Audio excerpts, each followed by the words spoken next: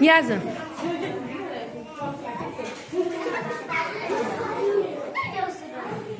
Aferin Osman geç.